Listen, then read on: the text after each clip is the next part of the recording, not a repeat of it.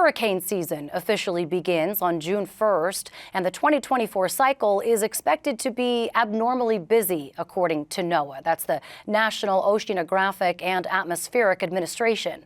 The outlook is predicting up to 13 hurricanes and as many as 25 named storms. That's the most aggressive May outlook ever issued by the government agency. But experts will tell you a busy year shouldn't come as a surprise. An expected La Nina will set the stage for storm formation, while climate change has caused ocean temperatures to soar, meaning more fuel for storms to grow. Many of these storms may never make landfall, but that shouldn't change how we think about preparedness.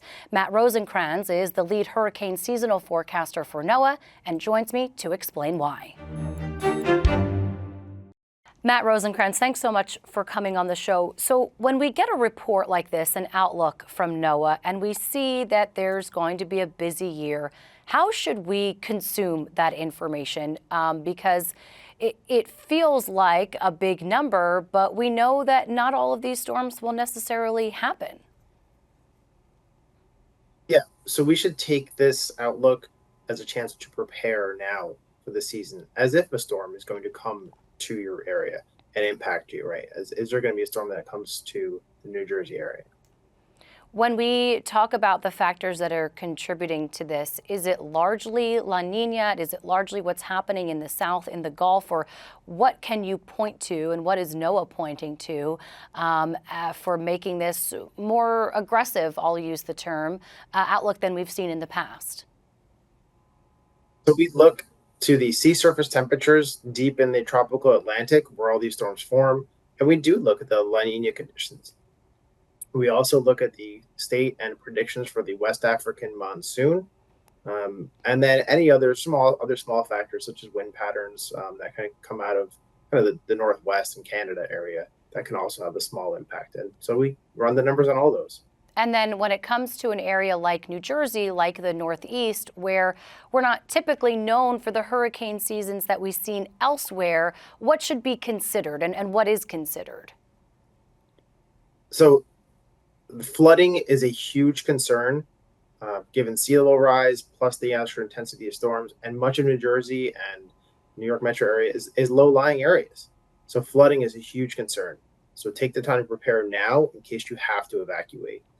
Yeah, I'm thinking about, the remnants of Ida for our area, which we didn't get a full tropical storm, and yet we had deaths, widespread destruction, not just here, but also just across the river in Manhattan. So do we look too much at how these hurricanes are categorized? I'm thinking about the wind, as opposed to, as you said, the rain events itself, the water that causes a lot of this damage. Yeah, you have to look at the full spectrum of threats from these storms.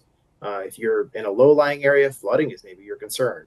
If you're a little bit further west and you're a little bit of higher terrain, then those winds can really become your concern, taking down trees and power lines. National Weather Service will put out the watches and warnings as appropriate, so please respond to those. So don't just look at, hey, we're predicting a Category 1, a Category 3. Look at what the rainfall totals potentially may be and what that mean for your area. And if you're in a low-lying area, I don't want to put words in your mouth, but it sounds like that's something to take into consideration largely. Absolutely. Even a tropical storm, which doesn't even have a category number, can drop tremendous amounts of rainfall, lead to flooding and destruction, and really disrupt lives. So just be prepared and take heed of those watches and warnings that come out. None of this should come as a surprise, though. Yeah, I mean, given where we're headed with sea level rise, with changes in climate. So should we take it a little bit as a grain of salt that we expect to see higher numbers when these outlooks are distributed and published? So the numbers of storms in the Atlantic there's not necessarily a great link on those to the climate change. The climate change is more related to the amount of rainfall, that coastal flooding, and then that pushes into the rivers. I'm thinking like Raritan River, New Jersey, right? It's pretty low lying in there, especially around like Newark Airport. There's a lot of stuff there in a lot of low lying area. So those are the more intense factors related to, not necessarily the numbers. Matt Rosenkrantz is the lead hurricane seasonal forecaster for NOAA. Matt, thanks so much. Good talking to you, Ray.